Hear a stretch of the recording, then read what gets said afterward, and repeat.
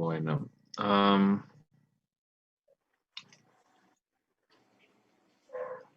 vamos a empezar un tema que tiene que ver con selección de procesos. Entonces, ya hablamos la sesión pasada sobre la metodología general para desarrollar productos y procesos, y en las primeras etapas, una de las preguntas era, ¿existe algún proceso para llegar al producto deseado, sí o no? O sea, ¿vamos a partir de cero o se va a tomar algo existente? Entonces, ahí tenemos, digamos, varias opciones, obviamente. Incluso cuando existan procesos, pues siempre va a estar la opción de eh, hacer una propuesta totalmente nueva. Esa sería partir desde cero, al igual que si no existiera, obviamente, algún proceso. Algún proceso. Eh, la otra opción sería adaptar tecnología o procesos ya existentes. Eh, y la tercera opción es simplemente comprar los procesos, adquirir las patentes o dejar que alguna empresa sea quien venda ese servicio de eh, adaptar, instalar, poner eh, el, el proceso a punto, es decir, realizar incluso el arranque de la planta. Y los escenarios son distintos y también las consecuencias son distintas respecto a la economía, respecto a los beneficios que pueden traer al país. Axel, de estas tres opciones, que es que uno haga el proceso, que uno lo adapte y la tercera opción sería que uno compre el proceso, ¿cuál crees que es que conviene más para el país y por qué?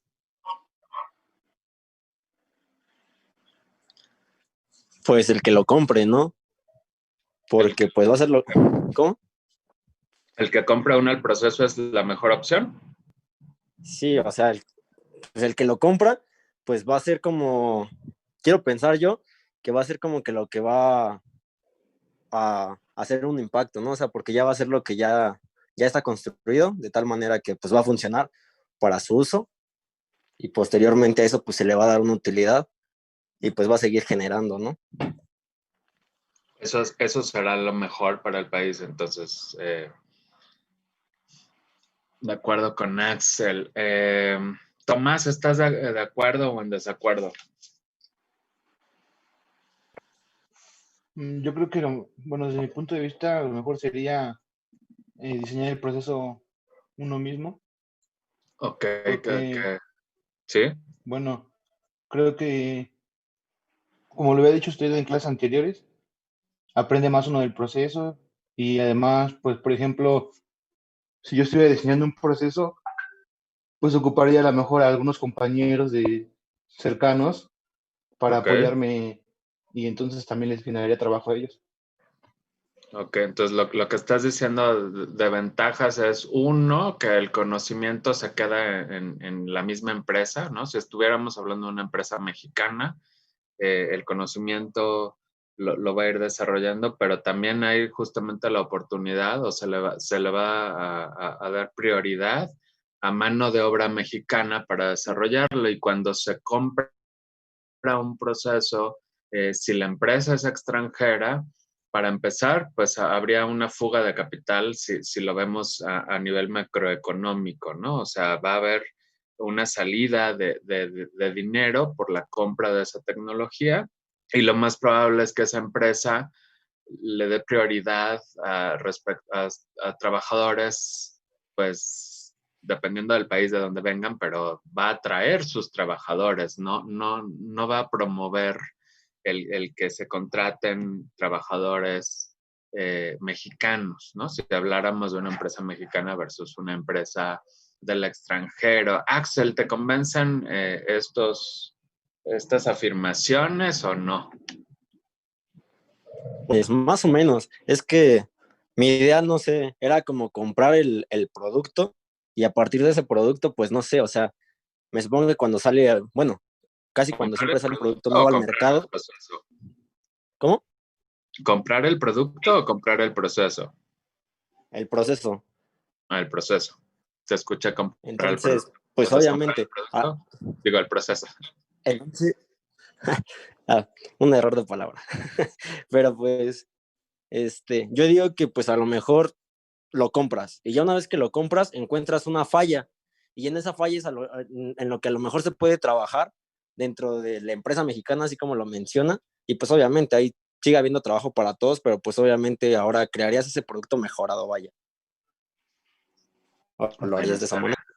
Está bien. Normalmente lo que ocurre es cuando uno compra un proceso, la empresa extranjera, a una empresa extranjera, esta va a llegar, va a instalar, a hacer adaptaciones, a realizar el arranque y sí pueden presentarse, digamos, errores, se pueden detectar esos errores, problemas respecto a la operación y la empresa pues generalmente se compromete, la que diseña el proceso se compromete pues a resolver, a adaptar, pero muchas veces es muy celosa esa empresa de la información, entonces lo que va a ocurrir es eh, todo lo que se genere de información es propiedad de esa empresa extranjera.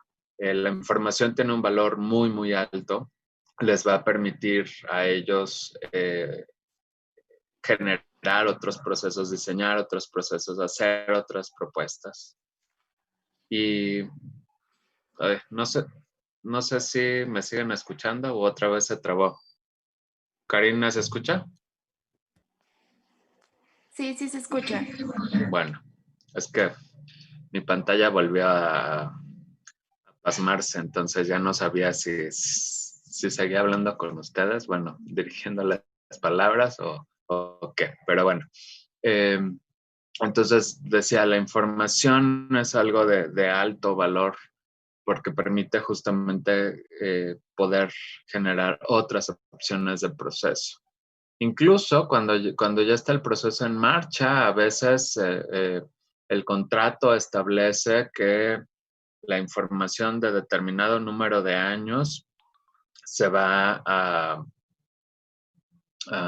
se va a seguir enviando a esta empresa extranjera como para que tenga los datos de condiciones de operación, o sea, todo lo que se refiere a flujos, composición, temperatura, presión, de manera tal que la empresa que diseña los procesos, pues tenga toda la información de cómo se van comportando los distintos equipos, si se van desgastando, si su operación sigue más o menos constante, si el desempeño de los equipos es más o menos constante, o por ejemplo si los reactores que utilicen a lo mejor algún catalizador específico, si este catalizador sufre daños, desactivación, en fin, cómo evoluciona a través del tiempo.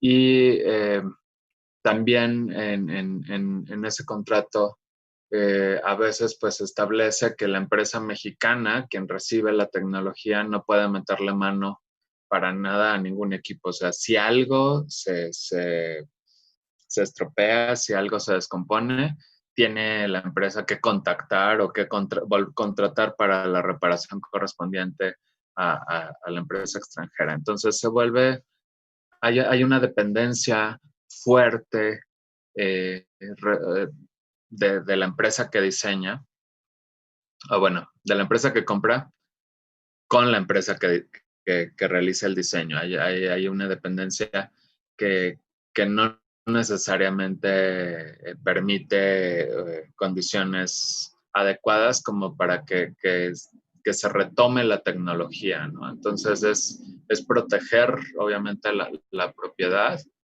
y en ese sentido, bueno, pues tenemos así como que el límite o el escenario opuesto en que sería, bueno, que la misma empresa mexicana sea la que diseñe los procesos.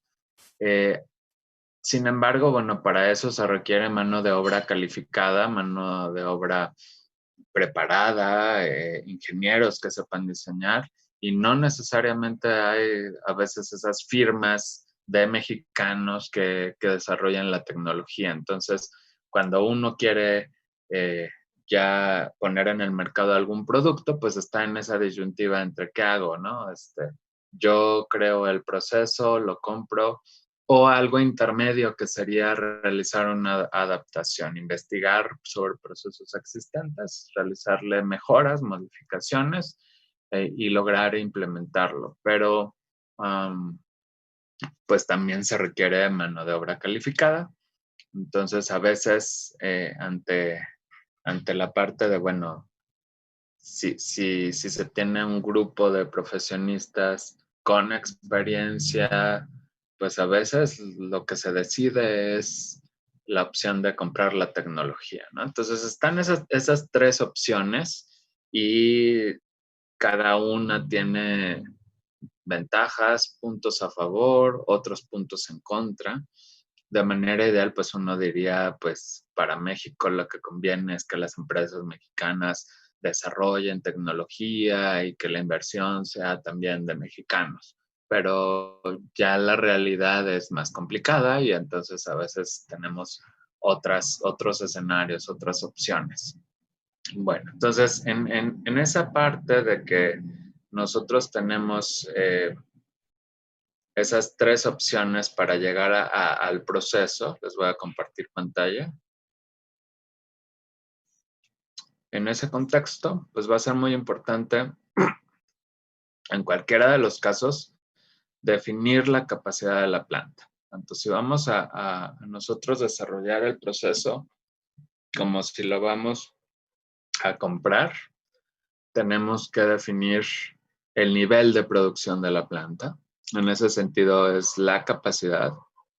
No necesariamente al nivel de producción que se opera es la capacidad de la planta. La capacidad de la planta sería el máximo respecto al nivel de producción.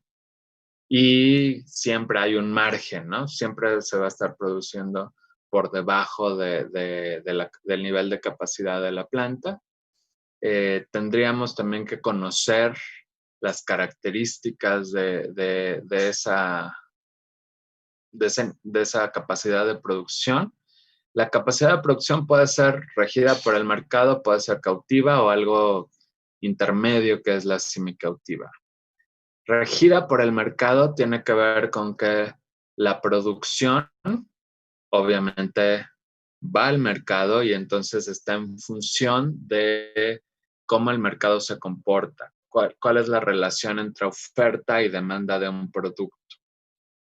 Generalmente cuando ustedes hagan en sus proyectos terminales el estudio del mercado, necesitan saber justamente cuál es la oferta, cuál es la demanda, cuáles son las importaciones, exportaciones, tienen que conocer a los competidores y en relación con la oferta y la demanda va a ser muy importante que ustedes establezcan una meta del mercado a satisfacer, ¿no? Si la oferta respecto al producto es menor que lo que se demanda en una zona geográfica, pues obviamente ahí tendríamos una oportunidad para comercializar el producto. Pero en el caso contrario, en que la oferta sea mucho mayor que la demanda, pues no nos va a convenir comercializar en esa zona geográfica porque ya están cubiertas las necesidades y de hecho hay una sobreoferta. Entonces, esa información va a ser muy importante. No necesariamente nuestra propuesta tiene que ser de que la diferencia de oferta respecto a la demanda sea lo que se va a producir en la propuesta que uno va a desarrollar.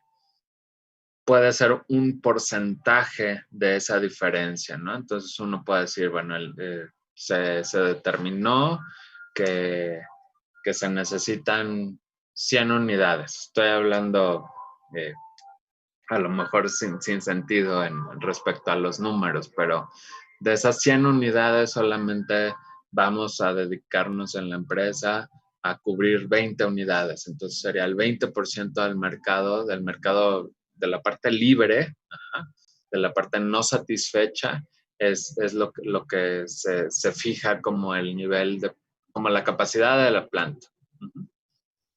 Bueno, luego tenemos otro caso en el que la capacidad de producción, o más bien la producción, sea cautiva.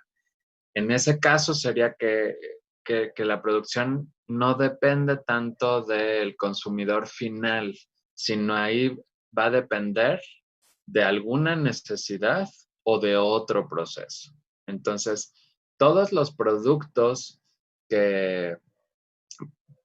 todas las sustancias que no van a consumidores finales, sino que el destino son otros sectores industriales, esos tienen una producción cautiva porque depende de los otros procesos, ¿no? Entonces, por ejemplo, vamos a producir ácido sulfúrico y ácido sulfúrico puede estar en más de un sector industrial como materia prima. Entonces, depende mucho de cuánto demanden los distintos sectores o las distintas empresas para que uno sepa finalmente cuál va a ser la demanda sobre ese ácido sulfúrico.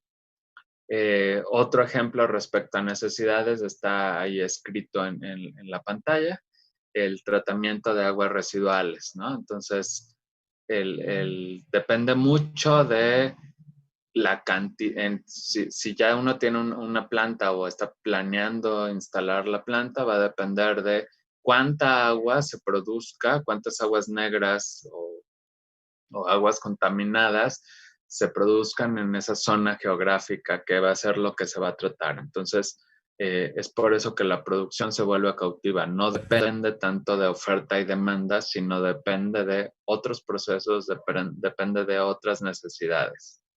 Y en ocasiones puede ser que lo que vamos a vender no sea el producto principal, sino tenemos o vamos a comercializar un producto secundario. Y ese producto secundario va a estar subordinado a la producción, obviamente, de un producto deseado, ¿no? O sea, ese producto secundario se da por alguna reacción indeseable, pero tiene valor agregado y entonces se puede comercializar. En ese caso estamos respecto al producto secundario con una producción semicautiva, porque va a depender mucho de la demanda que haya sobre el producto principal.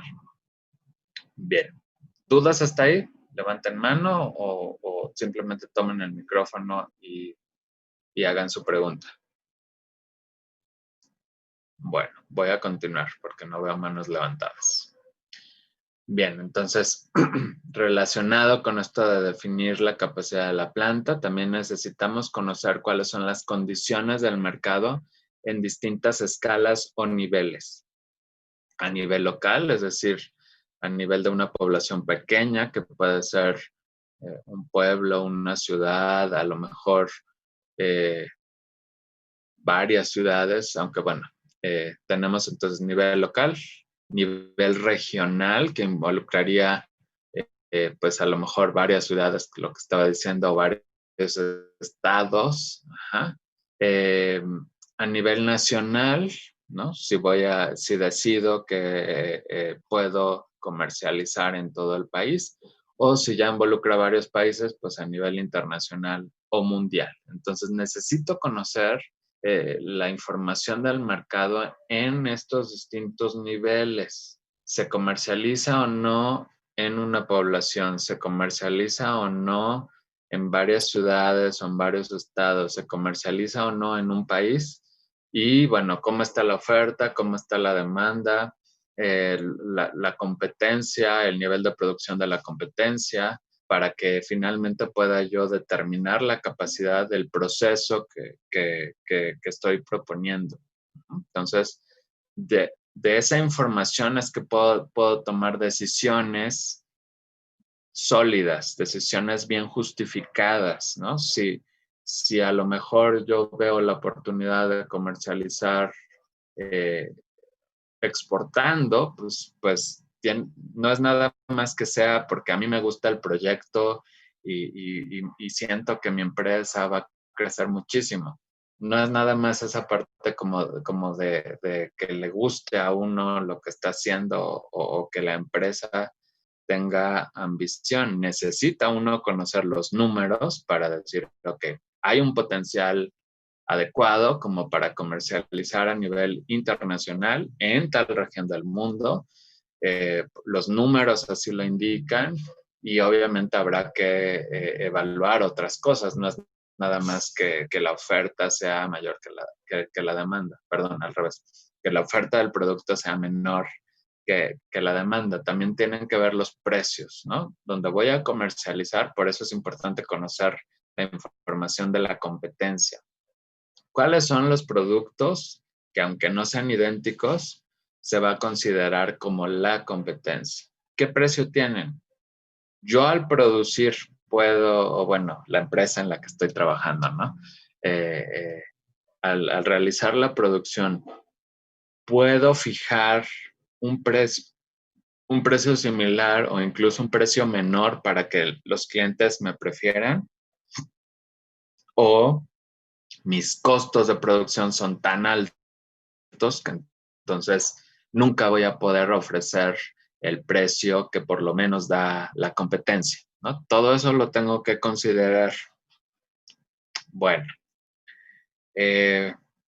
además de conocer cómo está el mercado para definir si me voy a nivel local o incluso a nivel internacional, necesito de alguna manera establecer la planta de producción en algún lado, ¿no? Entonces, por eso necesito evaluar una serie de factores como dónde están las fuentes de materias primas, dónde las voy a comprar, cuál es la disponibilidad, qué tan alejados, o sea, yo voy a ir evaluando distintas opciones, voy a establecer distintas opciones de ubicación, voy a evaluar de preferencia en parques industriales o en zonas industriales.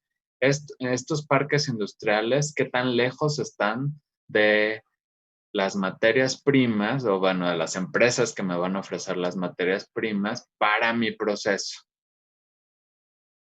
En ocasiones puede ser que tenga la fortuna de que todas las materias primas están en el mismo parque industrial, están disponibles, pero a veces es una situación mixta. Algunos productos los puedo obtener del mismo parque industrial y va a haber otros que tengan que llegar de la misma región o incluso los tenga que importar. Entonces, eso lo tengo que evaluar.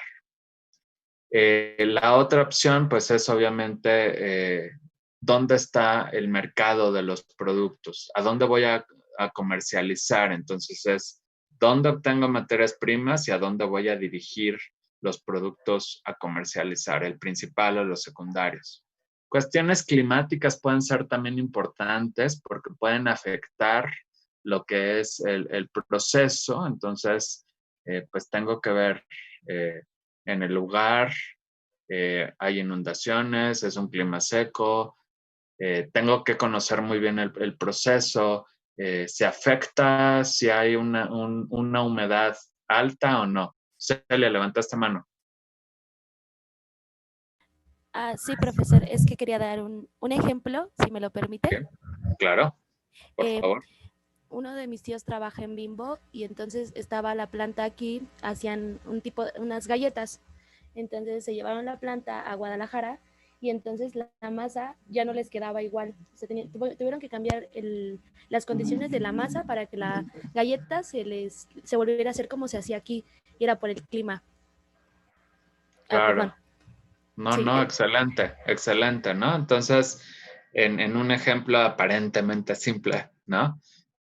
Pero real, ¿no? Pues ahí vemos la parte de cómo el clima puede afectar, ¿no? Entonces, si llegamos a cocinar o si llegamos a preparar pasteles, pues sabemos que un punto importante, si respecto a cuán esponjoso queda el producto final, es la altura. Y no es lo mismo estar a nivel del mar que aquí en Ciudad de México, en zona metropolitana del Valle de México.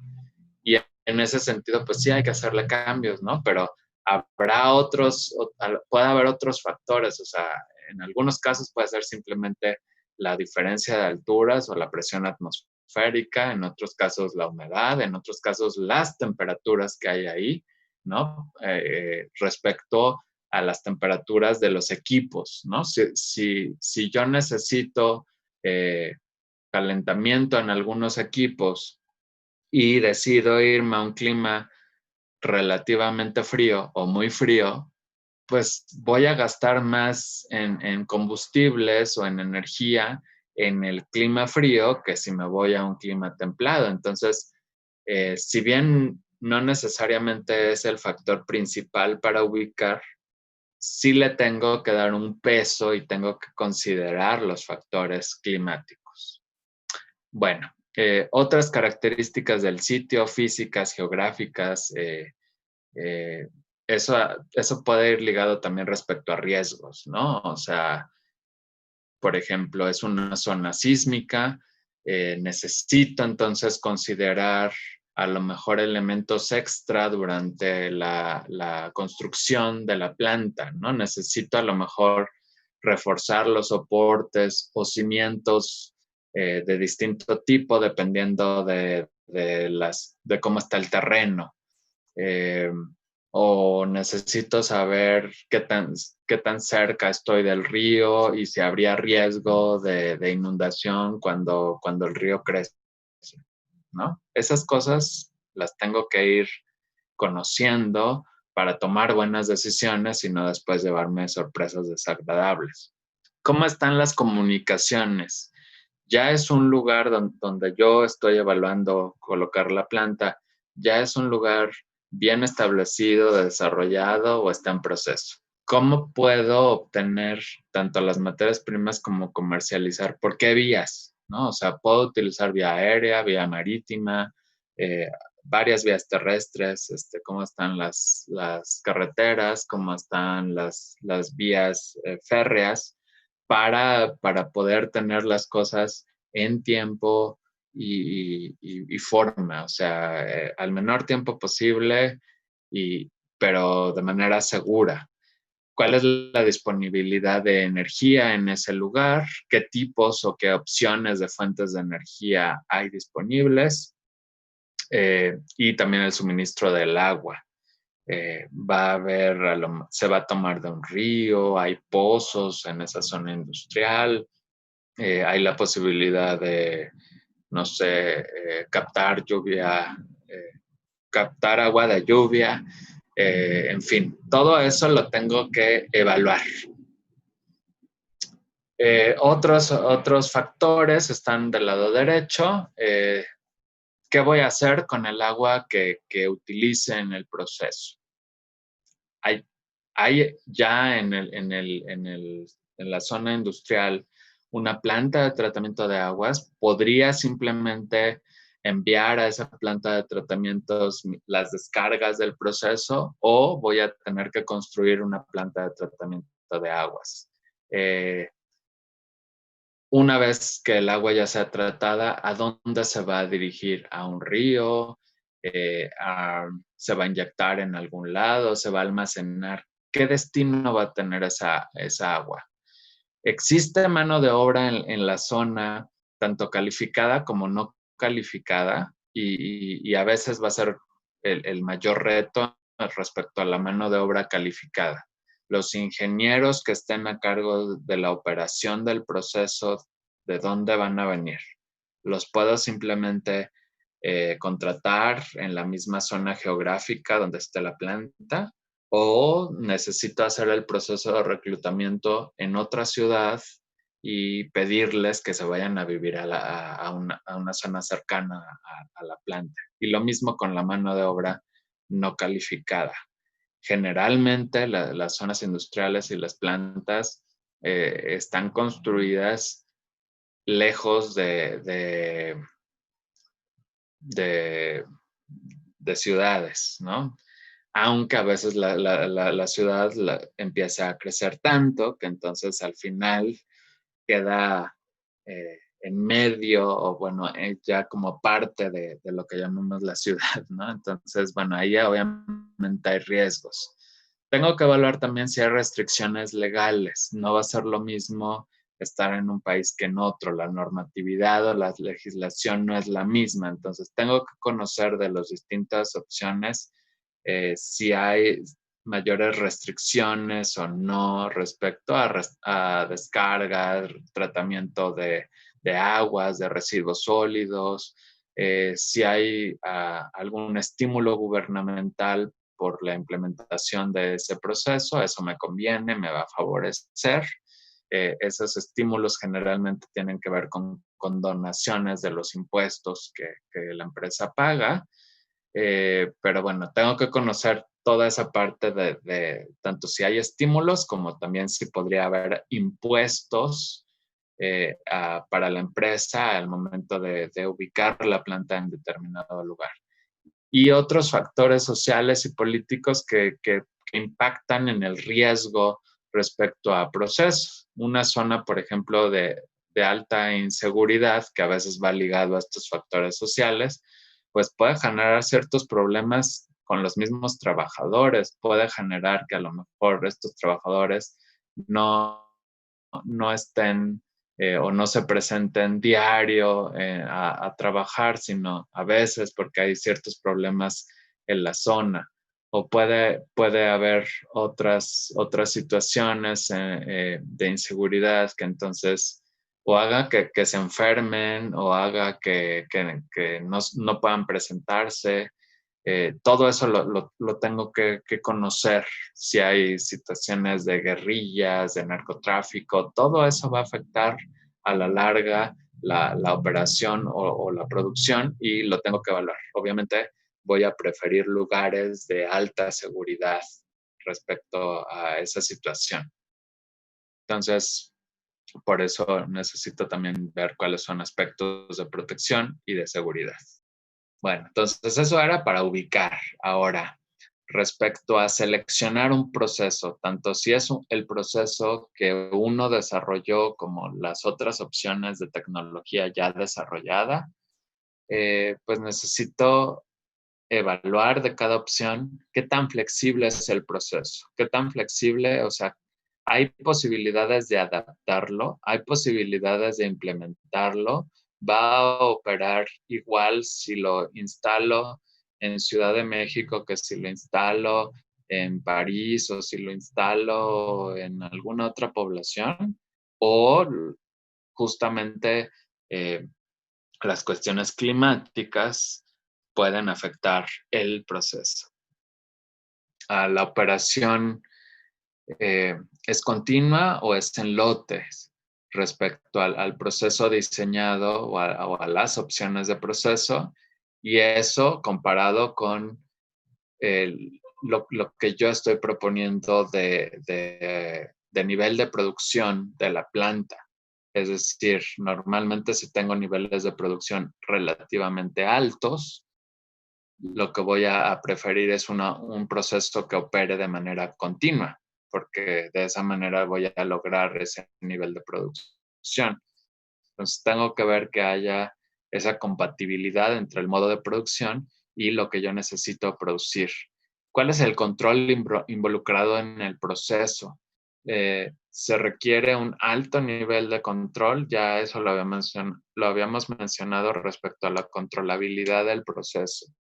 O las perturbaciones pueden sacar al proceso de los intervalos deseados respecto a los parámetros de operación.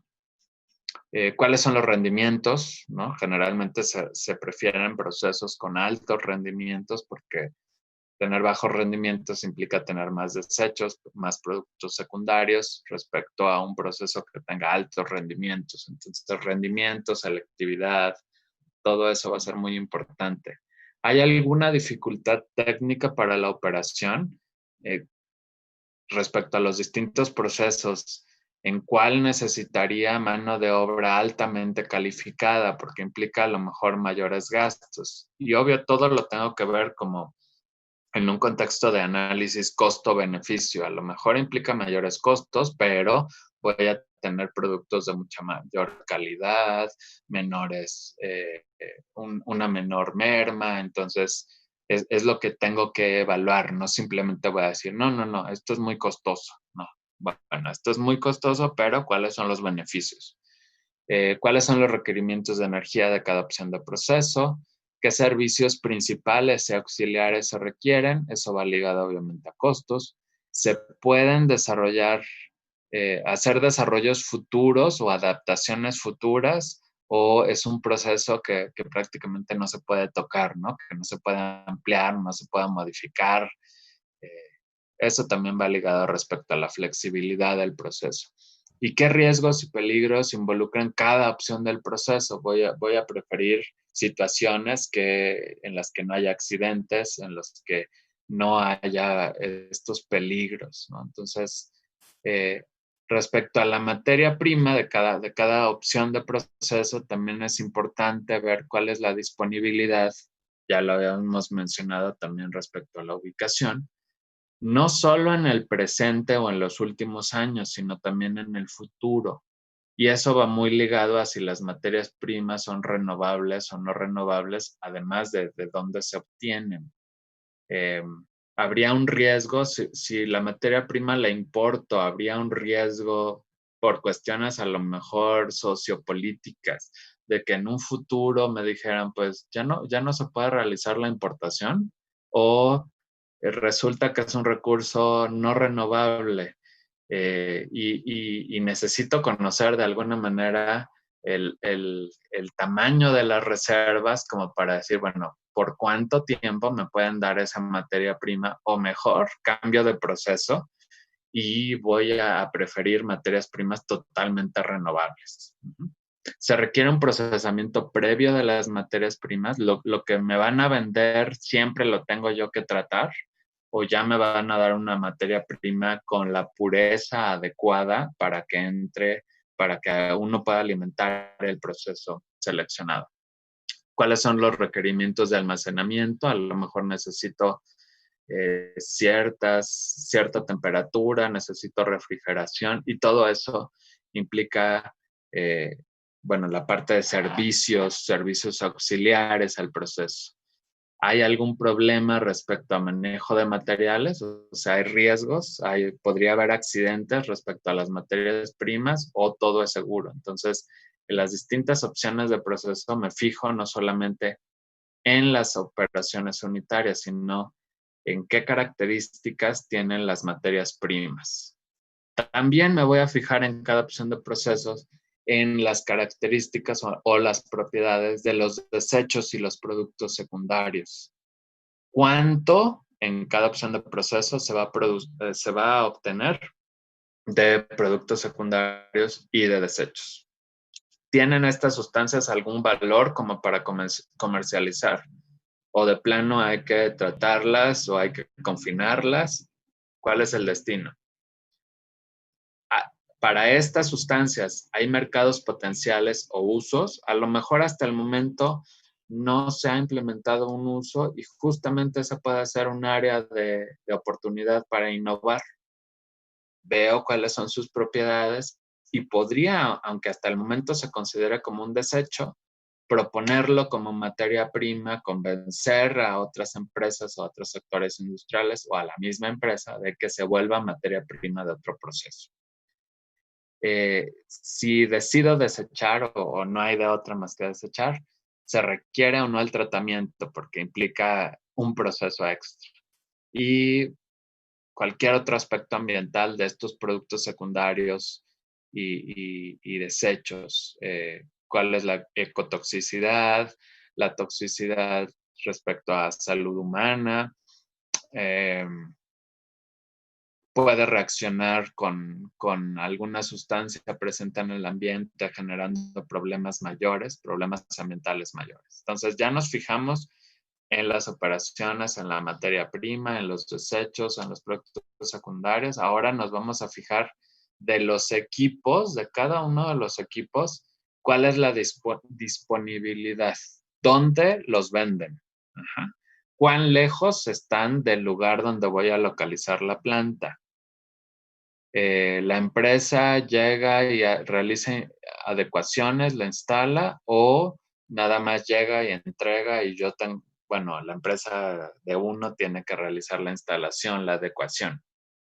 ¿Qué materiales de construcción se manejan en los equipos y que sean compatibles con las sustancias que se van a manejar en el proceso e incluso compatibles entre sí? O sea, materiales de construcción del equipo que sea compatible con las tuberías, que sea compatible con otros equipos. Ajá. ¿Cuáles son los costos iniciales de mantenimiento, de reemplazo? La parte inicial, pues obviamente tiene que ver con la instalación, la puesta en marcha. Ya la parte de mantenimiento son costos de operación, así como los costos de reemplazo. ¿Cada cuándo? O sea, la parte de costos va muy ligada también a tiempo. ¿Cada cuándo tengo que hacerle mantenimiento? ¿Cada cuándo tengo que reemplazar algún equipo? ¿Se requiere algún diseño especial? Es decir, ya los equipos simplemente voy al mercado y va a haber una empresa que me venda, o yo, dado el diseño propuesto, pues yo tengo que decirle, tienes que fabricar un tanque de tales características, ponle tales válvulas, necesito baffles, necesito, no sé, otros instrumentos. Eso iría en diseños especiales, ¿no? No está ya hecho en el mercado. Otros aspectos respecto a la ubicación del proceso. Hay algunos requerimientos respecto al terreno. El terreno tiene que tener ciertas características, se tiene que adecuar. ¿Cómo van a ser los cimientos? Obviamente, todo esto implica que el grupo de trabajo va a ser multidisciplinario, porque el ingeniero químico a lo mejor no va a saber mucho de la parte de cimientos, pero tenemos que trabajar con ingenieros civiles, con otros profesionistas, como para que ellos evalúen las características del terreno y además evalúen y le den seguimiento a toda la parte de la construcción ya para llegar al arranque, etcétera, ¿no? Entonces, hay facilidades de transporte, eso va ligado con la parte de comunicaciones. ¿Dónde están los clientes? ¿Dónde están los proveedores? ¿La mano de obra está disponible o no? ¿Cuán lejos del lugar? ¿Cuál es la disponibilidad de servicios y la infraestructura? Voy a llegar a un lugar donde a lo mejor ya hay cimientos o ya hay por lo menos ciertas condiciones como para nada más, ¿cómo decirlo? Ya hay ciertos edificios en el parque industrial como para que ya nada más yo llegue y ubique los equipos y designe ciertas áreas de almacenamiento, o necesito yo crear esa infraestructura. Ya habíamos hablado de condiciones climáticas, muy ligada a dónde vamos a ubicar el proceso, y si hay restricciones legales, impuestos, etcétera, ¿no? En costos, necesito ver cuáles son los costos de materia prima, algunos de los cuales pueden ser específicos a la zona geográfica donde estoy proponiendo la ubicación. O sea, de un lugar a otro van a variar los costos de materia prima simplemente por el transporte. Lo mismo para los costos de energía. Tengo que considerar en los costos la parte de la depreciación, que esto es la pérdida del valor del dinero en el tiempo y por lo tanto del valor de lo que yo esté comprando. Los costos fijos. Y los costos variables. Los costos fijos no dependen de cuánto se produzca, como podría ser la renta tanto de equipos como de espacios. Los costos variables dependen fuertemente del nivel de producción. Entonces, por ejemplo, energía eléctrica, si yo produzco más, voy a gastar más en electricidad y por lo tanto voy a tener mayores costos de energía eléctrica. Entonces, bueno, estos costos variables, tanto fijos como variables, están involucrados ahí en los costos de procesamiento. Necesito mano de obra especial y cuánto me va a costar en distintos lugares, ¿no? Si estoy evaluando por ejemplo, distintos países, pues la mano de obra no, o los salarios no son iguales, ¿no? Entonces tengo que evaluar eso, el terreno, las características, si hay patentes, si lo que se va a hacer es comprar una tecnología, bueno, cuáles son las condiciones de esas patentes, de los derechos y aspectos ambientales que puedan también impactar en los costos, ¿no? Si el proceso, dado las altas temperaturas, necesito enfriar varios equipos, entonces, bueno, eso va a incrementar costos de operación por aspectos ambientales. Ahora, también tendría a lo mejor que estimar respecto a riesgos, cuáles son posibles costos, perdón, sí, costos, digamos, intangibles, pero respecto a aspectos ambientales. Si voy a estar, si voy a tener salidas, corrientes de salida a altas temperaturas y la propuesta es dirigirlas a lo mejor a algún río, necesito saber hasta qué temperatura debo de bajar o disminuir la temperatura de la corriente para poder descargar. Y eso va a generar ciertos costos, los correspondientes de enfriamiento. Bueno, tiempo es dinero y entonces el tiempo va a ser muy importante. Necesito conocer cuáles son los tiempos de ejecución y de instalación. ¿Cuáles son los plazos para completar el proyecto, para desarrollarlo, para desarrollar todos los diseños, para implementar, para arrancar, para optimizar a lo mejor algunas condiciones y cuáles son los horizontes de tiempo en el mercado? Por eso es importante no nada más tener información del mercado en los últimos años, sino, bueno, me refiero a pocos años, sino tiene uno que tener información en a lo mejor los últimos 10, 15 años, como para entonces ver si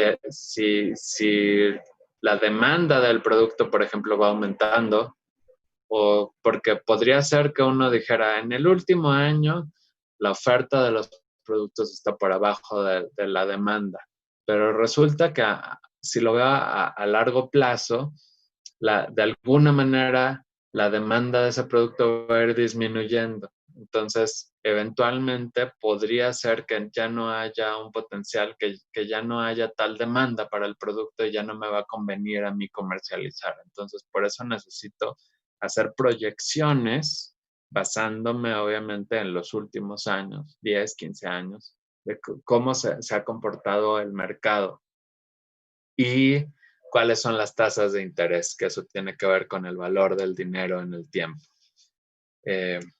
Todo eso va a impactar obviamente en la selección del proceso. ¿Qué otras consideraciones hay respecto al proceso? Bueno, ¿la tecnología está disponible o no? Ya hablamos al inicio de los 3 escenarios posibles. Desarrollo el proceso, compro la tecnología o la adapto. Los procesos ya están instalados. Puede ser que simplemente ya haya algo como base y la propuesta, más que partir de cero, sea mejorar lo que ya existe. Las materias primas son en común con otros procesos, porque entonces lo que ocurra con los otros procesos puede impactar en la disponibilidad de las materias primas y en el precio de esas materias primas. Y también tendría que ver cuál es la consistencia con objetivos y políticas de la empresa. Si la empresa, por ejemplo, tiene o le interesa conservar una imagen de que es socialmente responsable, de que cuida o pretende tener mínimo impacto ambiental, pues entonces desde las propuestas de proceso tengo que cuidar esas cuestiones, ¿no? De que los impactos ambientales sean mínimos, de que se utilicen materiales renovables, fuentes de energía también renovables, en fin, que haya un mínimo de contaminación por el proceso. Si la empresa indica o como parte de la imagen está el que la empresa cuida, que los consumidores siempre estén satisfechos, pues entonces el producto debe obviamente cumplir más que, o bueno, al 100% con lo que desea el cliente. Involucrados en esa primera etapa de selección. Especialmente cuando hablamos de la ubicación, ¿no? En esta lista de factores a considerar para tomar buenas decisiones, ahí lo que van a hacer ustedes o lo que conviene hacer es una tabla y realizar una ponderación. Entonces uno tendría ubicados o enlistados estos factores y las posibles opciones de ubicación, yendo a una especificidad de indicar cuáles son los parques industriales. Entonces uno tendría parque industrial fulanito de tal en el estado o en la ciudad de tal. Distintas opciones, 4 o 5 opciones. Y ustedes van a ir realizando una ponderación. A ver. Vamos a preguntar, Dempsey, ¿qué es ponderar? ¿Qué es realizar una ponderación?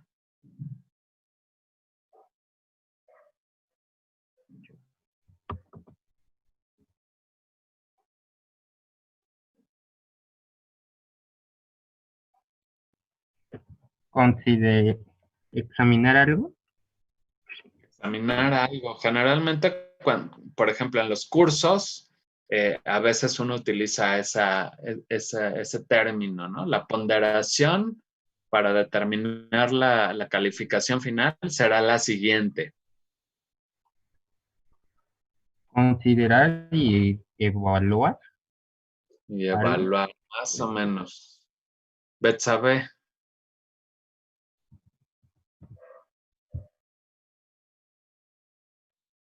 Lo mismo, ¿qué es ponderar?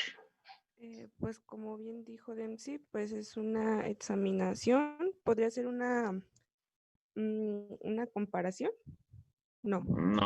No, porque cuando uno les dicen, vean, la ponderación para determinar su calificación, no es que uno esté comparando sus calificaciones. Entonces se relaciona como que sería como a un promedio. Exacto. No. ¿Sí? Vamos a promediar ahora.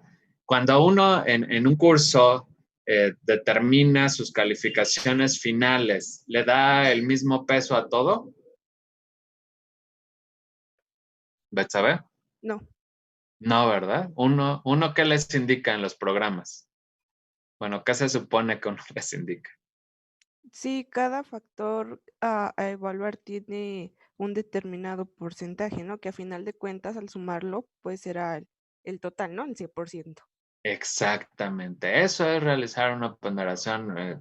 Cuando uno los está evaluando, lo que uno realiza, pues es un promedio ponderado, ¿no? Entonces, uno le da un peso a cada factor que va a considerar en la evaluación. Aquí estamos realizando una evaluación de distintas opciones para decidir cuál es la mejor, para decidir dónde ubicar la planta. Pero la parte de la comparación, eso es actividad aparte de la ponderación. La ponderación es nada más ponerle una calificación, por así decirlo, ¿no? Entonces, a ver, les voy a volver a compartir pantalla, porque ahorita se me ocurrió pues que convenía más que decirles nada más por encimita la parte de la ponderación, pues conviene que hagan una tablita y entonces es lo que me gustaría. Entonces, ustedes van a evaluar distintos factores. Por ejemplo, disponibilidad de materia prima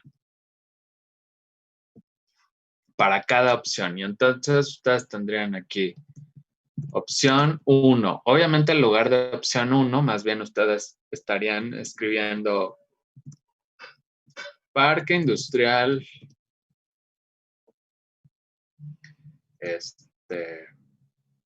bla, bla, bla, ajá, en Ciudad de México. Luego, otra opción, parque industrial, el nombre del parque industrial, y a lo mejor estaría ubicado en Querétaro. Ajá. Y así, distintas opciones de parques industriales. 4, 5 opciones, 6 opciones, ajá, dependiendo de dónde está la disponibilidad de materias primas. Entonces, si el primer caso, a ver, creo que necesito aquí otra. Voy a mover tantito la ubicación de esto.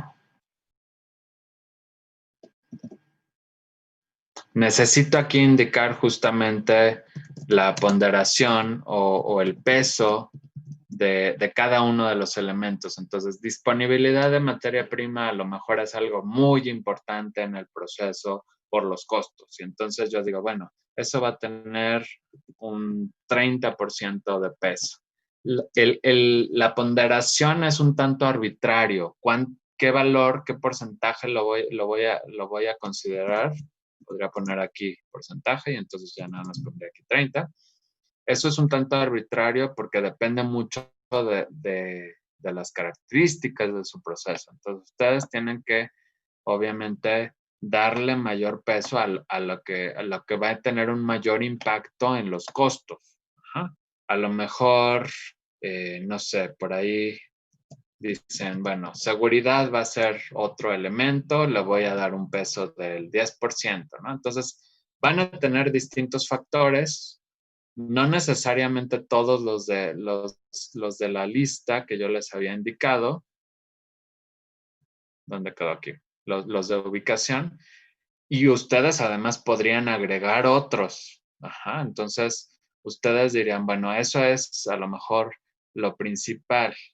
Ahora, aquí está la ponderación y después ustedes le van a dar una calificación para cada factor a cada parque industrial. Entonces ustedes dirían, a ver, me voy a fijar en cada una de las opciones, en la distancia que hay del parque industrial con la empresa o las empresas que venden las materias primas.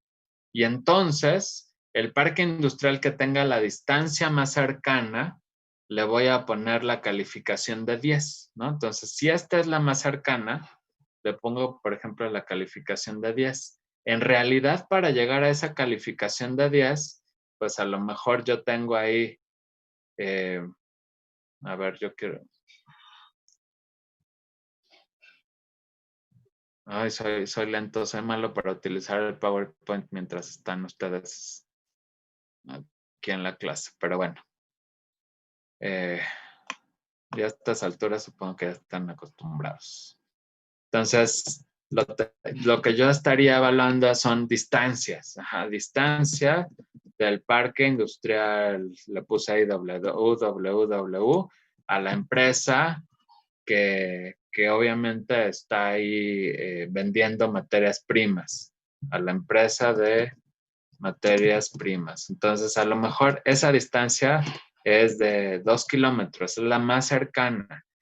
Y luego tendría también que conocer la distancia del parque industrial GGG a la empresa que vende las materias primas. Y a lo mejor esa es, no sé, del doble, ¿no? O de más del doble. Entonces, dependiendo de las distintas distancias, yo puedo establecer esa escala que va a ir de 0 a 10, donde la calificación mayor sea correspondiente a la menor distancia y el 0 va a ser aquella de mayor distancia. Y entonces, con esos valores, puedo establecer las otras calificaciones, ¿no? Entonces, aquí lo que yo hice, conociendo esos valores, va a ser, esto va a tener una calificación la más alta, la de 10, y haría los cálculos conociendo los extremos, los casos extremos de cuánto sería la calificación para la del parque industrial GGG, ¿no? Entonces, de esa manera yo tengo ciertos datos obviamente totalmente cuantitativos y los estoy realizando una especie de traducción a calificaciones, a decir, este tiene una calificación de 10, a lo mejor este tiene una calificación de 6, a lo mejor lo que sigue tiene una calificación de 4, etc. Y en el momento en el que después hago los cálculos, tomo en cuenta la ponderación, ¿no? Esa calificación de 10 la voy a multiplicar por 0.3 y así voy a ir sumando las distintas calificaciones con un peso que yo ya di en esta columna de ponderación, donde lo que tenga mayor porcentaje es lo que impacta más, es lo más importante para el proceso. Entonces, al final,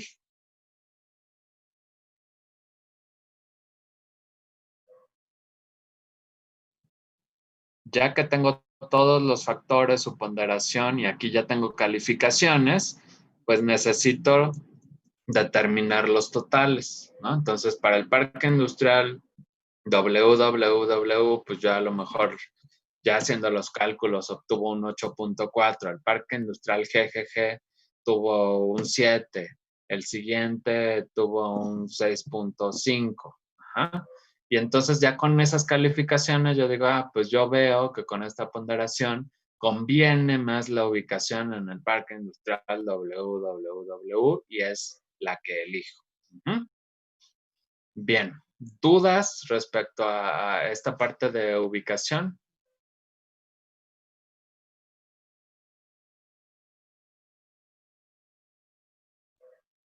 No veo manos levantadas. ¿Alguien quisiera añadir algún comentario? ¿Alguna experiencia? Siempre sus comentarios son enriquecedores. Bueno, esta presentación la voy a poner disponible en el aula virtual, además de que, bueno, quedó integrado a la grabación. Vamos a cambiar un poquito de actividad. Les voy a compartir una imagen. Es una pausa activa, o sea, no tiene que ver con los temas de LPD.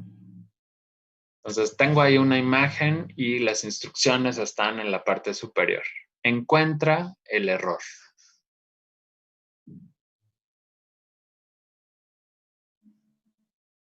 Celia, por favor. La puerta no se podría abrir, profesor, porque la manija y las, ¿cómo se llaman? Bisagras. Y las bisagras están del mismo lado. Las chunchas bisagras están del mismo lado. Ok, bien, ese es el error. Gracias, Celia. ¿No? Tan facilitos los ejercicios. Les voy a poner otra imagen.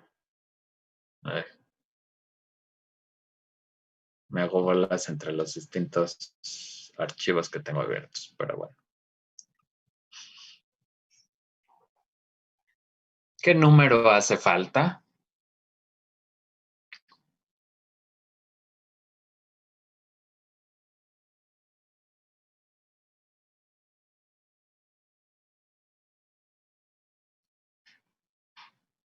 Ay, no vi quién Edgar. A ver, doctor, ¿no?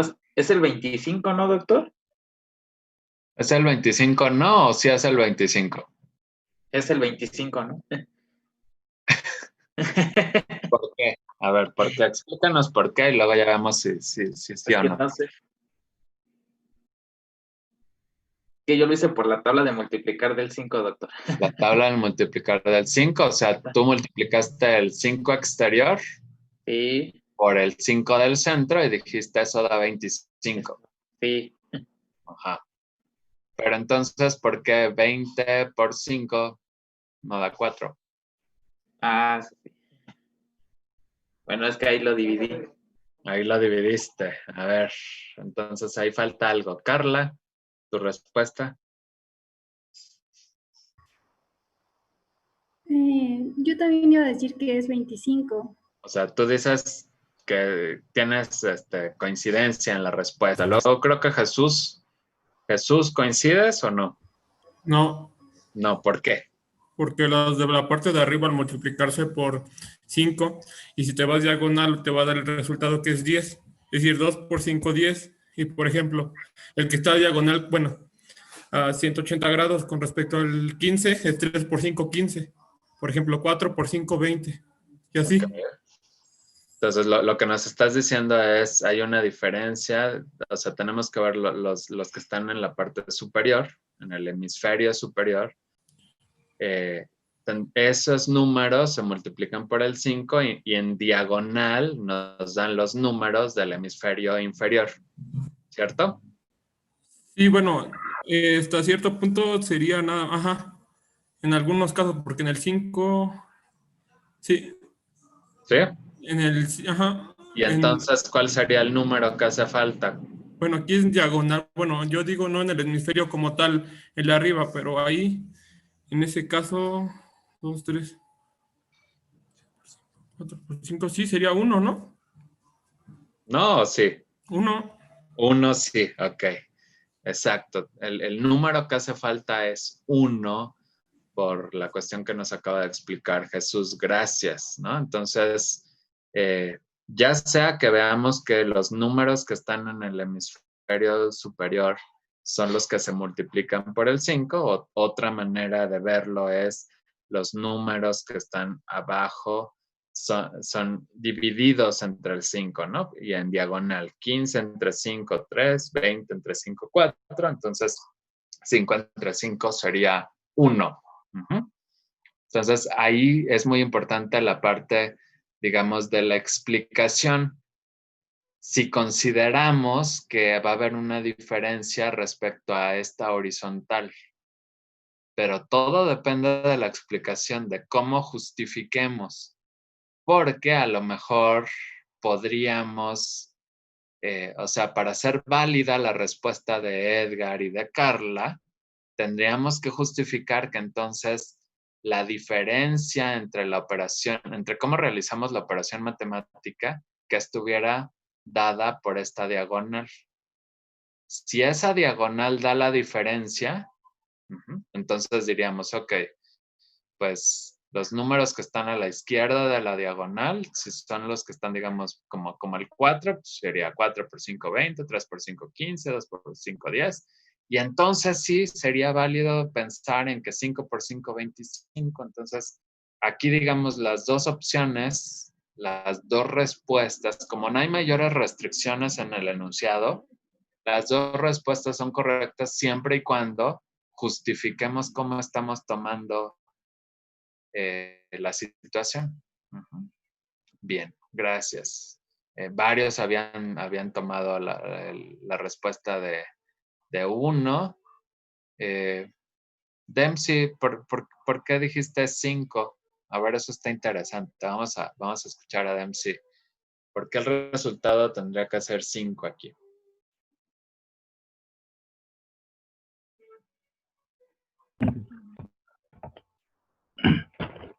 Dijo 5, ¿verdad?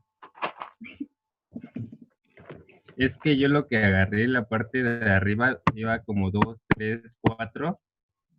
Y por local dije 5, la parte de ahí del signo. No. O sea, era más ir contando. Ajá. Sin embargo, entonces tendrías que explicar qué ocurriría con lo de abajo, ¿no?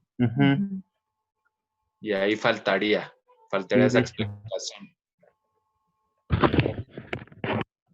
Bueno, gracias. Vamos con una última. Nada más que tengo que cambiarlo un poquito. Bueno, primero lo comparto y ya luego le cambio el tamaño.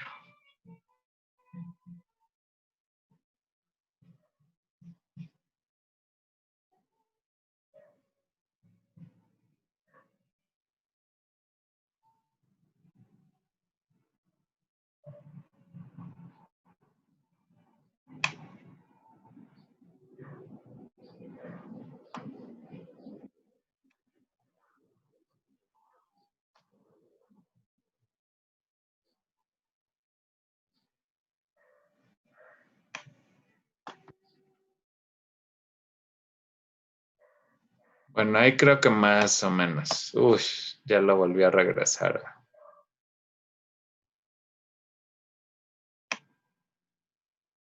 Sí, ahí más o menos, ¿no? Entonces ahí está la imagen.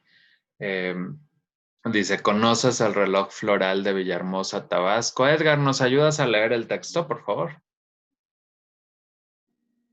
Sí, doctor. ¿Conoce el reloj floral de Villahermosa, Tabasco? En un reloj mecánico, Es un reloj. en un reloj mecánico Es decorado. un reloj. Es un reloj mecánico decorado con una gran variedad de flores y en lugar de números con las letras de Villahermosa fue uno de los primeros que este De tipo este tipo. este tipo en el mundo cuando fue construido hace más de 50 años. Primero fue instalado en la esquina de la avenida Paseo Tabasco y Adolfo Ruiz Cortines. En 1980 fue mudado en el complejo de Tabasco 2000 recién inaugurado. En 2006 fue colocado en lugar actual en un extremo de la avenida Paseo Tabasco y fue remodelado en 2019. Imagínate que pasas por el reloj a varias horas del día, a las 6:40, a las 6:25, a las 7:55 y a las 2:20. ¿Qué te cuenta el reloj? Ujú. Entonces, fíjense en las letras correspondientes a esas horas. 6:40, 6:25, 7:55 y 2:20. Por eso es importante también tener la imagen del reloj para saber a esas horas cuáles son las letras que estarían siendo indicadas por las manecillas y formen una palabra. Todavía no la pongan en el chat. Voy a preguntar a algunas personas. Entonces les voy a dar un minutito para que hagan el ejercicio. Jesús, ¿ya lo tienes? Ya. Ok.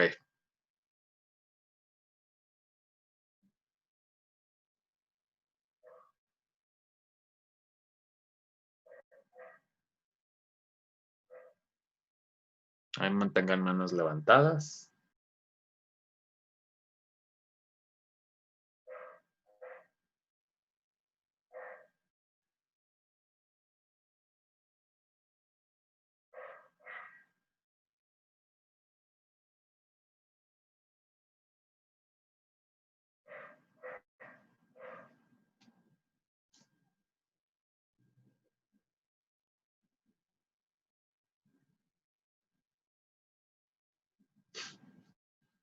Bien, Jesús, ¿cuál es la respuesta?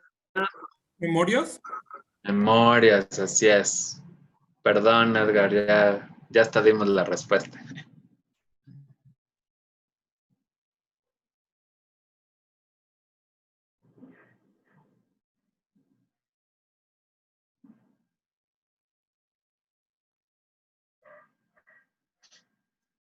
Bueno, voy a quitar la imagen. Si no han terminado, pueden después, con más calma, volver a la grabación y comprobar que la respuesta a ese jueguito es memorias. Bueno, entonces, esas son pequeñas actividades como para despabilarnos un poco. Entonces ya les dije que respecto a selección de procesos, ese archivo lo voy a poner en el aula virtual. Y voy a cambiar de PowerPoint.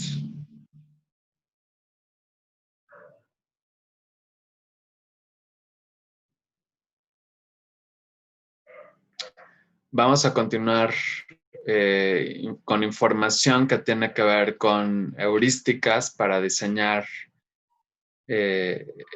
o hacer las propuestas de diseño ya de los procesos. Bueno, entonces comparto pantalla.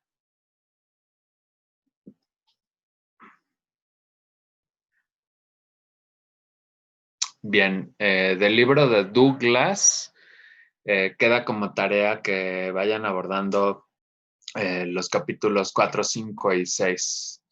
El libro, el archivo está también disponible en aula virtual. Cuando el curso pues era presencial en instalaciones de la UAM, pues yo además les indicaba que el libro en físico está disponible en la biblioteca, por eso está esa nota.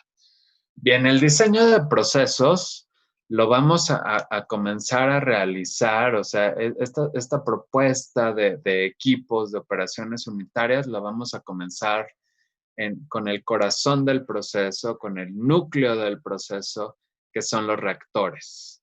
Después vamos a tomar decisiones y a hacer propuestas de procesos de separación y posibles recirculaciones. Entonces, la parte de separación y recirculación va muy ligado a en qué condiciones están las materias primas, se pueden alimentar directamente al reactor o necesito purificar las materias primas para que entonces sí los reactivos entren sin ciertas impurezas a los reactores. Y después de los reactores también necesito operaciones de separación que me permiten recuperar, obviamente, los productos a comercializar, los productos principales, productos secundarios, y también recuperar los reactivos que no lograron un 100% de conversión. Entonces, por eso se establece la recirculación. Después, el siguiente nivel de propuestas de equipos tienen que ver con la integración energética y con proponer intercambiadores de calor. Integración energética, si voy a utilizar algunas corrientes del mismo proceso para realizar esa transferencia de energía, o si necesito a lo mejor servicios externos, pues también cubrir los requerimientos energéticos. Entonces, en ocasiones, pues voy a necesitar realizar calentamiento con algunos fluidos o con resistencias directamente en los procesos, con aire, dependiendo que sea, puede ser aire caliente, puede ser vapor de agua. Y el enfriamiento, pues sí, también puede haber distintas opciones de sustancias. Puede ser simplemente agua de proceso, puede ser salmuera o agua de mar. Pueden utilizarse algunos refrigerantes en algunas ocasiones para disminuir la temperatura de algunas corrientes. Y finalmente se decide qué servicios auxiliares se requieren. Entonces, ese es el orden en el que se realizan estas propuestas de operaciones unitarias, y obviamente no es nada más decir qué operación unitaria, sino en qué orden va a ir concatenado para formar el proceso global, si algunas de estas operaciones se van a realizar en serie o en paralelo. Bien, comenzamos entonces con algunas heurísticas y tomas de decisión en el diseño de procesos. Las decisiones van a ir ligadas a ciertas preguntas que van a aparecer en esta presentación, como ¿cuál es el modo de operación? ¿Va a ser batch o va a ser continuo? Y hay heurísticas que nos ayudan a responder esa cuestión, ¿no? Ligado a la capacidad de producción en general, cuando la producción sea menor a 500 toneladas por año, se va a preferir un proceso por lotes. Cuando la producción sea mayor a 5,000 toneladas por año, el proceso va a ser continuo. Hay un margen ahí ambiguo, borroso, hay un límite borroso entre los dos números, obviamente, donde voy a basar la decisión en otras características del proceso. Entonces, tengo que conocer cuál es la flexibilidad del proceso, qué operaciones unitarias lo componen. Y luego, preguntarme si en el mismo equipo se pueden realizar varias operaciones. Eso lo voy a lograr generalmente cuando estos equipos se operan por lotes o batch. Mientras que en los procesos continuos no hay tal flexibilidad. Un equipo se utiliza solo para una operación. Otra cuestión que va a ayudarme a decidir si el modo de operación es batch o en continuo tienen que ver con cuestiones de control y cómo las perturbaciones podrían propagarse de un equipo a otro y cuán importantes son esas perturbaciones. Entonces, en un proceso que está todo conectado, que va a operar en continuo, precisamente si algo ocurre, si algo se afecta en un equipo, pues las corrientes de salida van a ir afectando las condiciones de los equipos subsecuentes. Y en ese sentido, pues los requerimientos de control van a ser mayores o pueden ser mayores que en el caso en el que a un tiempo solamente se realice una operación en un equipo. Eso sería el caso batch. Tengo también que ver en las dos opciones, batch versus continua, cada cuándo tengo que realizar mantenimiento de los equipos y en qué características de mano de obra también se requieren. Cuestiones de seguridad para los dos casos. Habría más riesgos en un modo de operación respecto al otro y cuáles son los costos de operación de uno y de otro caso. Entonces, esos son algunos elementos que me permiten decidir qué modo de operación va a ser el mejor para la aplicación que uno quiera, ¿no? Entonces, en costos de operación, pues la opción que sea que tenga los menores valores. Lo mismo para servicios auxiliares, que tenga menores requerimientos por parte de servicios auxiliares. Otras características u otros factores que nos van a llevar a elegir una operación por lotes es si se requiere operar por periodos menores al año, no todo el año. A lo mejor no voy a estar comercializando todo a lo largo de los 12 meses, solamente voy a comercializar un semestre, un bimestre, un trimestre. Entonces, en esos casos, conviene más un proceso que opere por lotes. Si la demanda del producto es estacional, como podrían ser, no sé, las esferas de Navidad, ¿no? No es todo el año que haya una demanda alta de ese producto. Y lo mismo podría ocurrir con otros productos. Entonces, eso ya implica que el proceso no va a operar durante todo el año y conviene mejor un proceso batch.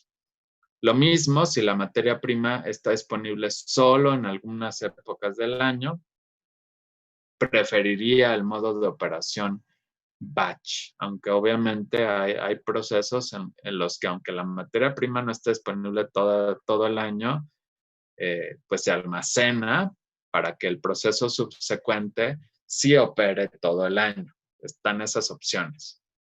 El producto presenta un tiempo de vida corto en el mercado, no lo voy a estar vendiendo por muchísimos años, pues entonces mejor tengo un proceso batch.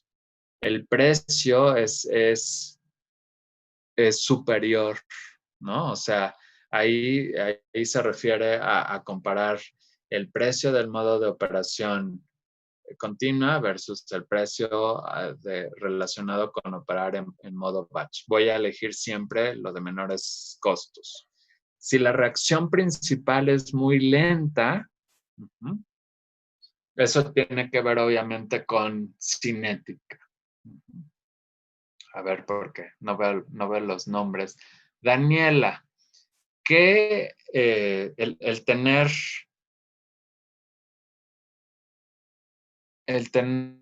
los capítulos 6 son 4, 5 y 6 del Douglas. No había visto el chat. Daniela, el tener una velocidad de reacción baja o una reacción muy lenta, ¿qué efecto tiene en el tamaño de un reactor? Si el reactor opera de manera continua.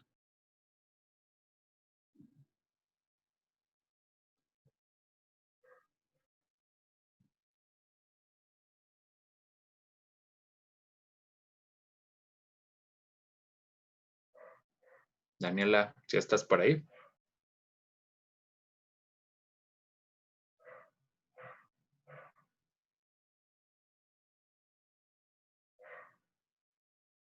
Bueno, a lo mejor tiene problemas para habilitar.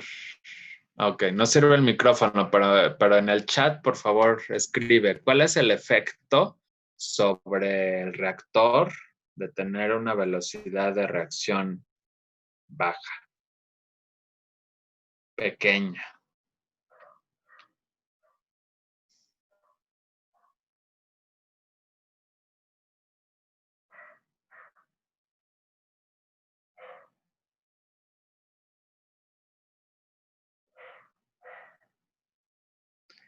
El tiempo, pero bueno, cuando hablamos de un reactor que opera en continuo, ahí no nos interesa tanto el tiempo, ¿no? Eduardo Martínez, ¿qué opinas?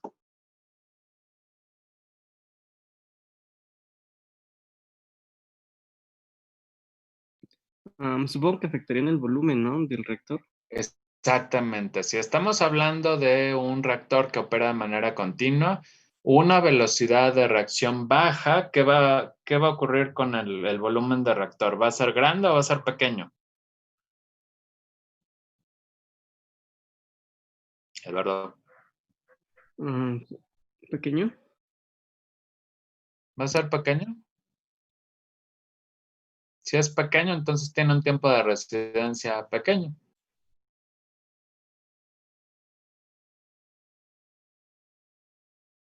La velocidad de reacción es baja. La reacción es muy lenta. Si es muy lenta, necesitamos un reactor pequeño. No, necesitan entonces compresores, sí, con un mayor volumen. Un mayor volumen, ¿no? Y entonces generalmente cuando ustedes ven las ecuaciones de diseño de los reactores, aunque hayan visto los reactores ideales, el reactor de flujo pistón, el reactor continuo de tanque agitado, en esos casos vemos que cuando ustedes plantean la ecuación, generalmente en el denominador de la expresión, si ustedes despejan el volumen del reactor es una expresión matemática donde en el denominador aparece ahí la velocidad de reacción. Entonces, velocidades de reacción bajas necesitan obviamente un cacharro, un equipo grande. O bien, si lo ponemos en tiempos, pero no tiempos normales, digamos, a la respuesta de Daniela le faltó ahí aclarar que no es cualquier tiempo, es el tiempo de residencia. Ajá, el tiempo de residencia del reactor necesitaría ser grande relativamente, ¿no? Entonces, eso es algo importante en modo de operación batch. Entonces, si la reacción principal es muy lenta, bajas velocidades de reacción,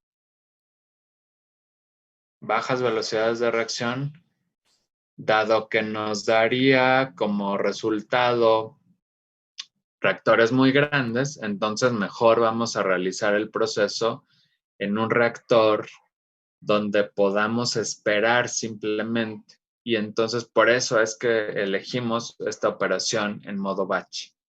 La otra es mezclas de viscosidad alta, ¿no? Si es difícil transportar los líquidos de un equipo a otro porque son muy viscosos, para evitar tener problemas con las bombas o en las tuberías, mejor realizamos todo en el mismo equipo. Preferimos el modo de operación por lotes.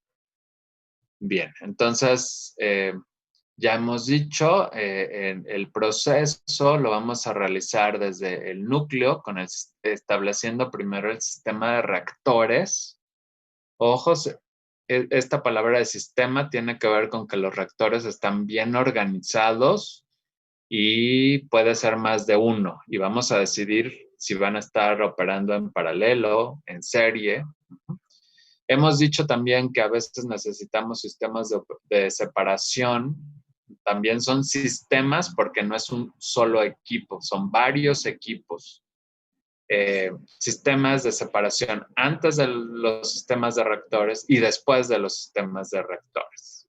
Entonces, Cuando empezamos a plantear los diagramas de entradas y salidas con recirculación, la primera propuesta va a ser como una sola caja negra.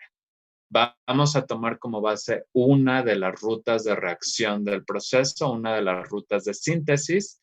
Tenemos que conocer cuáles son los reactivos que van ligados con las materias primas. Si hay impurezas que tengan que salir del proceso, si hay recirculaciones y cuáles son los productos y subproductos. En impurezas estamos considerando contaminantes que formaban parte de las materias primas y que tienen que salir del proceso. Y aunque creo que no está indicado aquí, podríamos también tener alguna corriente de salida de desechos. Entonces,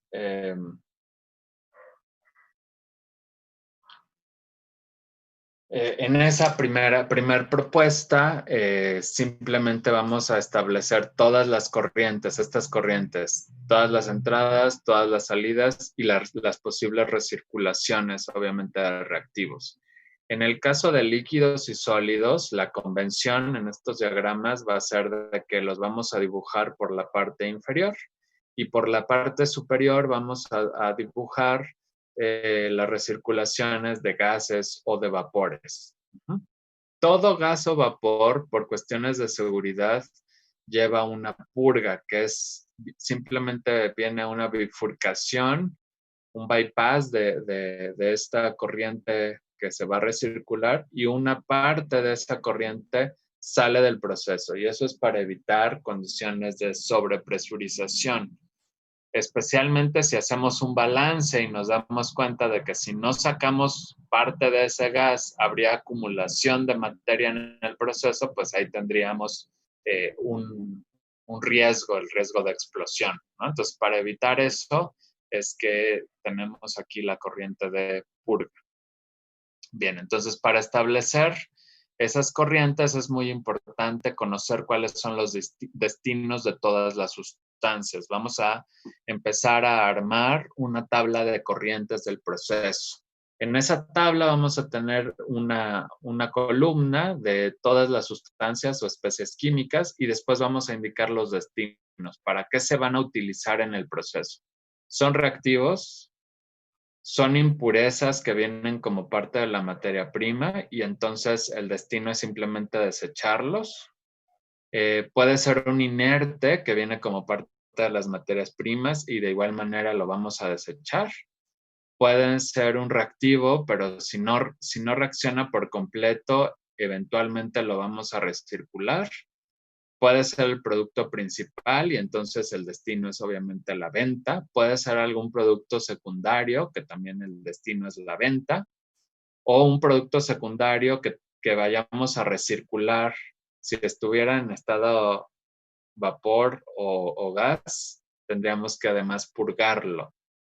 El por qué recircular productos secundarios tiene que ver con que a lo mejor podemos desplazar el equilibrio químico de alguna de las reacciones para desfavorecer esa reacción secundaria y que solamente se lleve a cabo o se priorice alguna de las reacciones principales. Y a lo mejor puede haber productos secundarios que aunque no se vendan, podrían ser utilizados en el proceso como combustible. Entonces, en una columna vamos a ir indicando para qué se utilizan esas sustancias, cuál es su función en el proceso.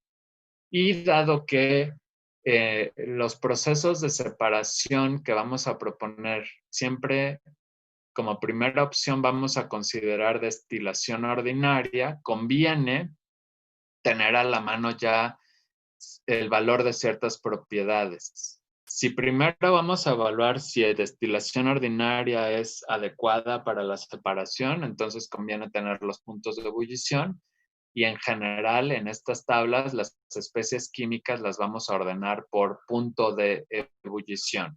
Entonces, todas las sustancias ordenadas por punto de ebullición. ¿Dudas hasta ahí?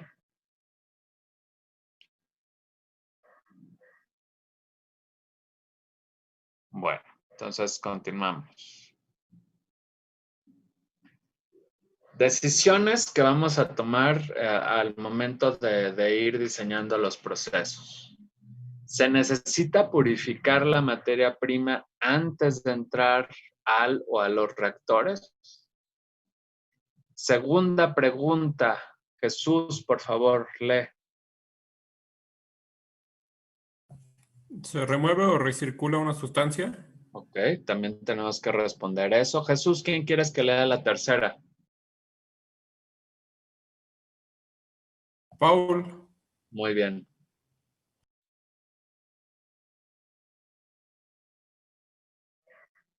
Se recirculan gases y se purgan para evitar su acumulación y aumento de presión.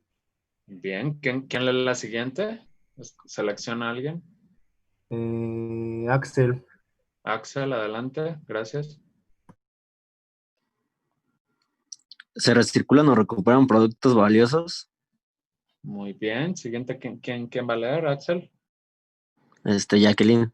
Jacqueline, adelante. ¿Cuál es el número de corrientes de salida? Muy bien. ¿Quién va a leer después? Jacqueline, elige a alguien. Ay, perdón. Edgar. Edgar. ¿Qué parámetros de operación pueden variarse? Selectividad, conversión, temperatura, presión. Gracias. Y obviamente esa parte de variar tiene que ver con que mejore la cantidad o las condiciones de salida del producto principal, ¿no? En ese sentido es que uno se plantea si se pueden variar los parámetros de operación. Edgar, por favor, selecciona a otro de tus compañeros. Pues vamos a seleccionar a mi compañera Celia. Muy bien. Celia, de estas preguntas que leímos, mencióname algunas, las que recuerdes.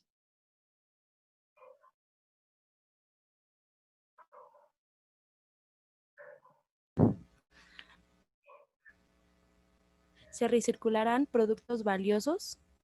Ok, nos vamos a preguntar si hay que recircular algo, ¿sí? Deme un segundo.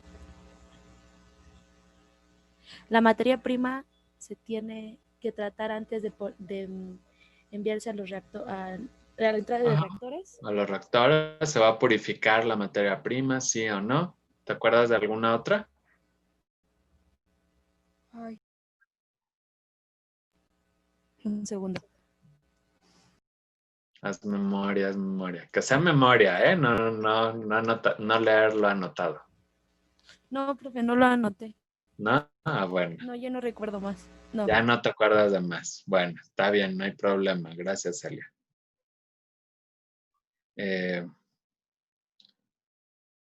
Ya les estoy compartiendo otra cosa. Bueno. Entonces ahí teníamos las 5 decisiones, ¿no? Vamos a purificar la materia prima, se van a remover o a recircular sustancias, se van a recircular gases con la correspondiente purga, se van a recircular o a recuperar productos valiosos para comercializarlos, cuál es el número de corrientes de salida y qué parámetros de operación pueden variarse. Entonces, la primera pregunta era respecto a purificar la materia prima. Entonces, respecto a esa pregunta, tenemos algunas heurísticas. Las impurezas se van a separar si dañan al catalizador. O sea, si en los reactores se utiliza algún catalizador y este puede ser dañado por esas impurezas, pues conviene quitar las impurezas de la materia prima. Luego, si se encuentran en grandes cantidades las impurezas, dado que la cantidad de impurezas o los flujos de sustancias implican o tienen un efecto en el tamaño de los equipos subsecuentes. Entonces, en ese sentido, si están en grandes cantidades, pues conviene retirarlos para que los siguientes equipos no sean tan grandes. Luego, si las impurezas no son inertes y van a reaccionar con algo más, conviene quitarlas antes de los reactores. Si están en fase gas, también se recomienda separarlas. Y si es más fácil de separar antes de los reactores, también se realiza esa operación. Porque si no vamos a tener costos mayores al tratar de retirarlos de la corriente de salida del reactor. Si la impureza forma un azeótropo con los reactivos, a veces lo que conviene es separarlo después del reactor, dado que ya va a cambiar la composición y es probable que el azeótropo ya no se forme en la mezcla de salida de los reactivos. Bien. Celia, elige a alguno de tus compañeros.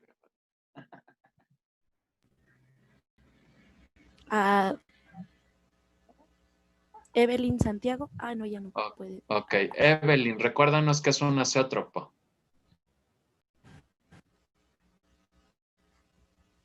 Un azeótropo, según recuerdo, es el que podía tener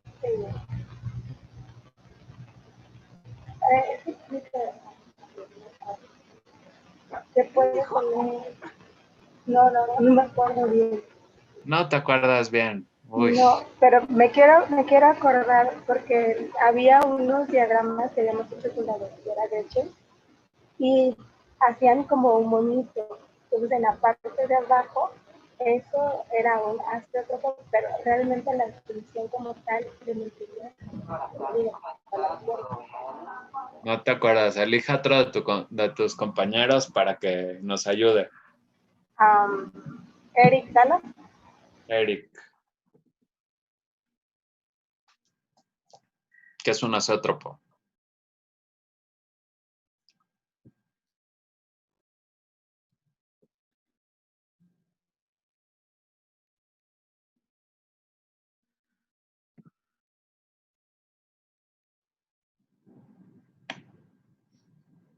Eric, ¿qué es un azeótropo?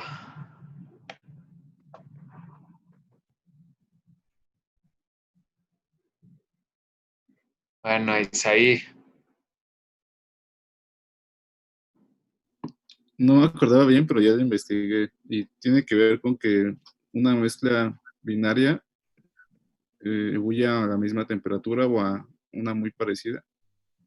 Ok, entonces la mezcla, toda la mezcla, digamos que va a ebullir a una temperatura y entonces como efecto tiene que, si estuviéramos hablando de equilibrio líquido-vapor, la composición del líquido va a ser idéntica a la composición del vapor, ¿no? Entonces, el azeótropo es una condición de equilibrio en la que la composición de las dos fases es la misma, es idéntica. Y entonces, eso tiene como consecuencia que si intentáramos aplicar destilación ordinaria, no podríamos realizar la separación correspondiente, ¿no? Porque vapor y líquido siguen siendo, o sea, tienen misma composición, ¿no? Y en destilación la idea un poquito es, realizamos, por ejemplo, establecemos una etapa de equilibrio, entonces tomamos el vapor, llevamos ese vapor a otras condiciones a lo largo de la columna, de manera tal que se vuelvan a formar las dos fases,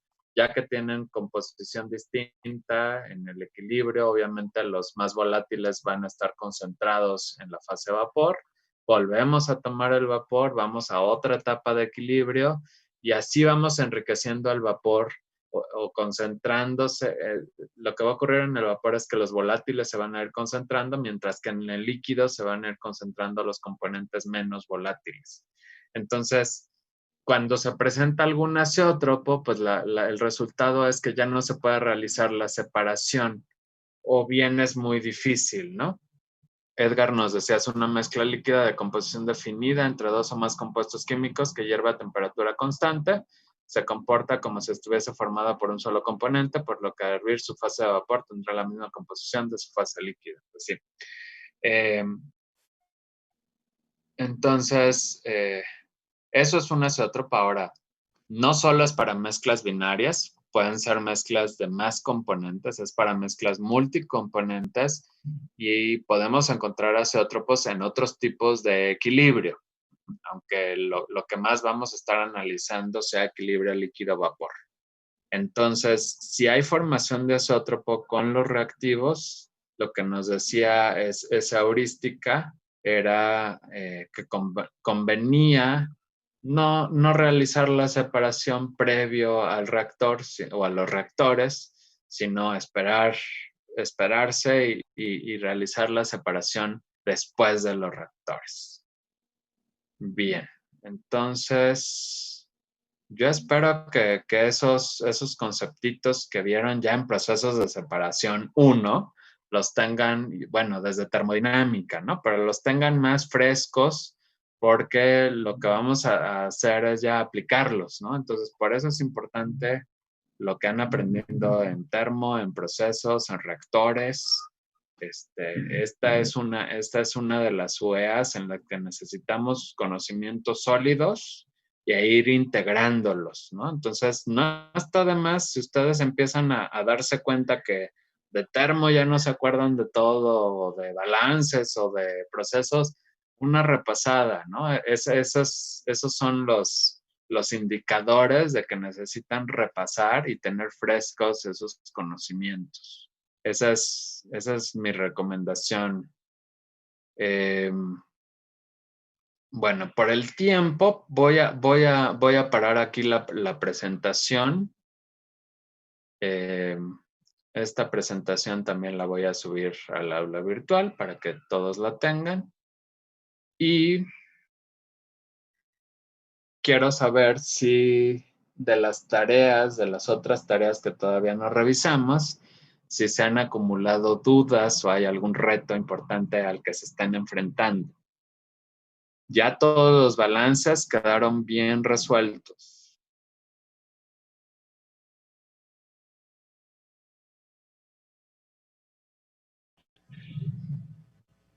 ¿Alguien todavía no termina esos ejercicios de balances de materia y el de balance de materia y energía? Si no, levanten mano. Sí, profe.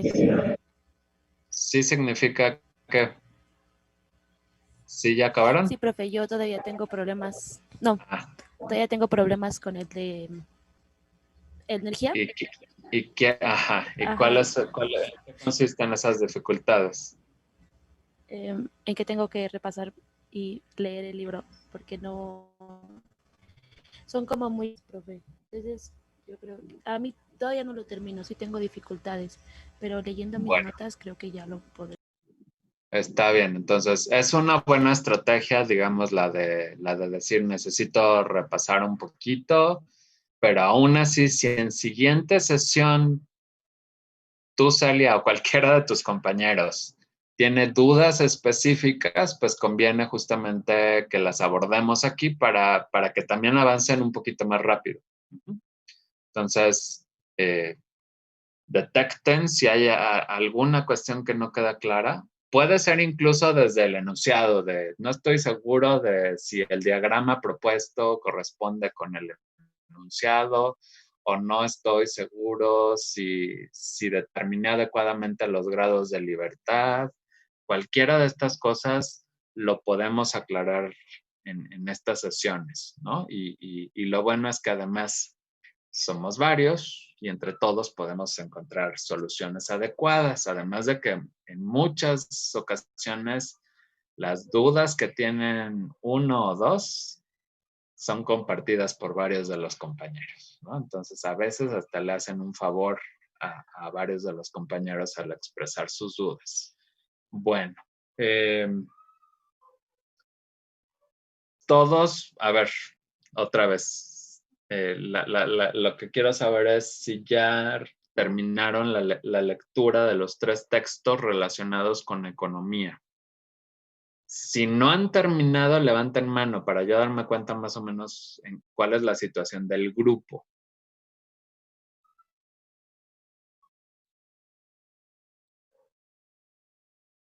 Ok, ya vi que son varios. Entonces, por favor, sigan esa lectura. De igual manera, dudas que haya respecto al texto, las van anotando y lo comentamos en siguiente sesión. Entonces, siguiente sesión vamos a abordar dudas, tanto de los textos de economía como de los ejercicios de balance de materia y balance de materia y energía. Yo espero que para esa sesión entonces ya hagan la presentación de su respuesta o de su propuesta respecto al potencial económico de fenol y obvio continuaríamos con las heurísticas. Bien, no sé si haya preguntas de alguna otra cuestión, dudas, comentarios. Si no, eso sería todo por la sesión de hoy.